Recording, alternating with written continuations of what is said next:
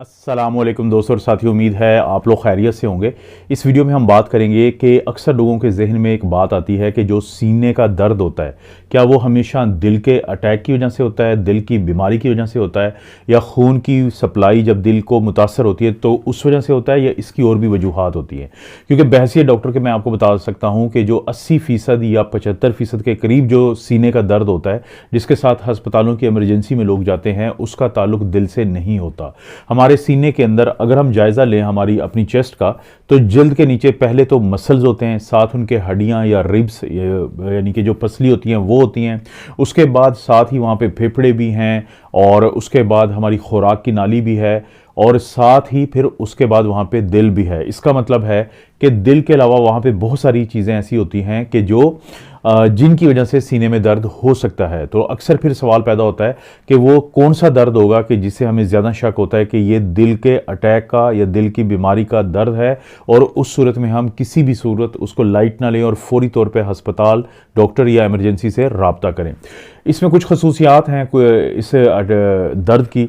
जैसे बहुत सारे लोग जब हमारे पास आके ये कहते हैं कि उनको जो दर्द है सीने में वो दबाव की शक्ल में है, वो फैला हुआ है, तो हम इस चीज़ को ज़्यादा सीरियस लेते हैं कि ये दिल का अटैक हो सकता है बनिस्बत उस दर्द के कि जिसमें हमें कोई आके अपनी उंगली से पॉइंट करे कि मुझे यहाँ पे सीने में दर्द है। तो हमें होता है कि जो पॉइंटिंग साइन होता है, जो उंगली से बता रहे होते हैं, तो वो अक्सर पट्ठों का होता है, उसका दिल से ताल्लुक नहीं होता।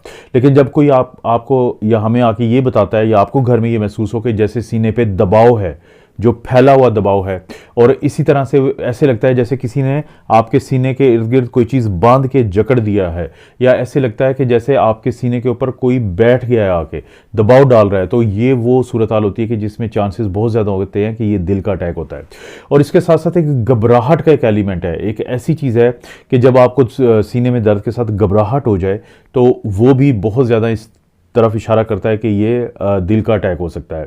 इसी तरह से जो आपको ये दर्द होगा, तो ये दर्द एक जगह पे नहीं रहता, फिर ये रेडिएट करता है, ये हरकत करता है, ये जाता है। मिसाल के तौर पे लोगों को दबाव या ये जो दर्द है ये शुरू तो सीने में होगा, लेकिन या फिर ये जबड़े की तरफ चला जाएगा, या जो बायां बाजू है उसकी तरफ चला जाएगा, बाएं हाथ की तरफ चला जाएगा, कुछ कम जो मिसालें हैं वो दाएं हाथ की तरफ चला जाता है।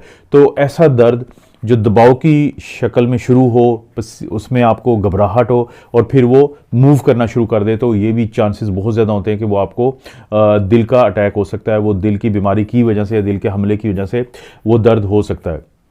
इसी तरह से जब हम चेक करते हैं ऐसे मरीज़ को कि जिसको सीने में दर्द था, तो उसको दबाने से वो दर्द नहीं बढ़ता, क्योंकि दिल ज़ाहिर है नीचे है, तो वहाँ तक तो आपका दबाने का असर नहीं जाता है। या आप जब उंगली से प्रेस करते हैं, मैं एज ए डॉक्टर बात कर रहा हूँ, तो जब दबाने से दर्द बढ़े, जिसे हम टेंडरनेस कहते हैं, तो वो दिल का नहीं होता, उसकी वजह दिल के अलावा होती है। इसी तरह से बाज़ औक़ात जब लोग करवट लेते हैं, उससे दर्द अगर बढ़ता हो, जो सीने में दर्द हुआ था उनको, और इसी तरह से अगर उनको सांस लेने से वो दर्द बढ़ता हो, तो ये वो सांस है, ये वो दर्द है कि जिसका ताल्लुक दिल से नहीं होता। ये बाकी यानी मसल्स का हो सकता है। जो सांस लेने से ज़्यादा बढ़ता है उसका ताल्लुक फेफड़ों से या फेफड़ों की बाहर की जो झिल्ली होती है, प्लूरल कैविटी, उससे हो सकता है। तो दिल का ये अटैक नहीं होता। इसी तरह से जो दिल का अटैक की वजह से सीने में दर्द होता है, उसके साथ ठंडे पसीने बहुत ज़्यादा आते हैं। लोगों को स्वेटिंग होती है, उनको ठंडे पसीने या तरेलियाँ आते हैं। तो फैमिली वाले जो है उनको समझ जाना चाहिए कि किसी शख्स को अगर चेस्ट पेन के साथ ठंडे पसीने भी आ रहे हैं तो और घबराहट की भी कोई कंप्लेंट है, तो ये बहुत ज़्यादा वजह हो सकती है दिल के अटैक की। तो ऐसे मरीज़ को फौरी तौर पे रेस्क्यू 1112 को आप बुलाएंगे और आप इसको अपने मरीज़ को फौरी तौर पे अस्पताल में मुंतकिल करेंगे। और कोशिश करें हमेशा इस तरह के मरीज़ को कि आप एम्बुलेंस के ज़रिए लेके जाएँ तो ज़्यादा बेहतर है, क्योंकि बाज़ का ट्रैफिक में फंसने की वजह से अगर आप प्राइवेट गाड़ी में लेके जाएँ तो बहुत कीमती टाइम, अहम टाइम जो दिल के मरीज़ के लिए होता है वो ज़ाया होने का डर होता है। इसी तरह से वो सीने का दर्द जो आपके चलने फिरने से, एक्सर्शन से, कोई काम करने से बढ़े, लेकिन जब आप रेस्ट करें, आप बैठ जाएं, तो उससे वो दर्द ठीक हो जाए, तो ये जो दर्द होता है ये भी दिल का ज़्यादा चांसेस होते हैं कि ये दिल का अटैक का दर्द होगा। यानी एक्सर्शन से, चलने फिरने से दर्द ये बढ़ेगा, और जैसे ही आप बैठ जाएंगे तो फिर ये दर्द कम हो जाएगा, तो इसके भी चांसेस बहुत ज़्यादा होते हैं। इसी तरह से घरों में दवाई पड़ी होती है जिसको हम, वैसे तो वो ब्रांड नेम होता है एंजीसिड, ज़िंदगी को बचाने वाली दवाइयों में से एक शामिल है। इसके अंदर ग्लिसराइल ट्राई नाइट्रेट होता है। तो ये क्या करती है कि जब इसको ज़ुबान के नीचे रखा जाता है तो ये खून की जो नालियाँ नालियाँ होती हैं तो उनको खोलती है, ये वीनोडाइलेटर है, या जो आर्टरीज होती हैं उनको खोलती है। तो कोई भी ऐसी दवाई जो नाइट्रेट है, या जैसे मैंने एंजीसिड का नाम लिया, वो ज़ुबान के नीचे रखने से अगर वो दर्द बेहतर हो जाए तो फिर भी चांसेस बहुत ज़्यादा होते हैं कि ये दिल के अटैक का है। क्योंकि दिल का अटैक हो क्यों रहा है कि खून की जो नालियाँ जो दिल के पट्टों को खून देती हैं, तो वो जो हैं वो तंग पड़ती हैं, खून कम पहुँचता है दिल के पट्टों को, तो जिसकी वजह से दिल के अटैक होता है और फिर ये सीने में दर्द होता है। तो अगर नाइट्रोग्लिसरीन रखने से आपके जो दिल को जो ये दर्द है ये बेहतर हो जाए, तो इसके भी बहुत ज़्यादा चांसेस हैं कि आपको दिल का अटैक है। तो ये कुछ ऐसी चीज़ें हैं कि जिसकी वजह से आपको पता चल जाना चाहिए कि जो ये अटैक सीने में दर्द है ये हो सकता है कि दिल का हो। इसके साथ साथ लोगों में एक और चीज़ होता है कि जिसे खौफ, एक तो घबराहट मैंने बात की थी, एक होता है खौफ होता है, उनके चेहरे पे खौफ नज़र आएगा आपको। इसको इंग्लिश में तो कहते हैं कि फियर ऑफ इम्पेंडिंग डूम, कि इंसान को ये खौफ होता है कि उसकी ज़िंदगी ख़त्म होने लगी है, वो चेहरे पे वो खौफ नज़र आता है।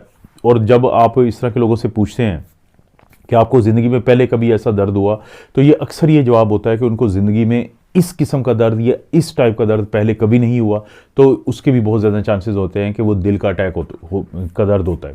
और ये दर्द बहुत ज़्यादा नहीं रहता। एक तो होता है ना, हमें कोई चेस्ट में पेन है तो अक्सर हमें महसूस होगा, हम बताएंगे डॉक्टर को कि मुझे 5-7 दिन से रहता है या पहले भी होता रहता है। दिल के अटैक का जो सीने में दर्द होता है वो कोई बहुत ज़्यादा देर तक नहीं चलता, या तो वो बिल्कुल ठीक हो जाएगा अगर कोई स्टेबल एंजाइना है, और अगर वो ज़्यादा है तो वो इतनी हालत ख़राब होती है कि आपको अस्पताल जाना ही पड़ता है, उसके बगैर कोई चारा नहीं होता।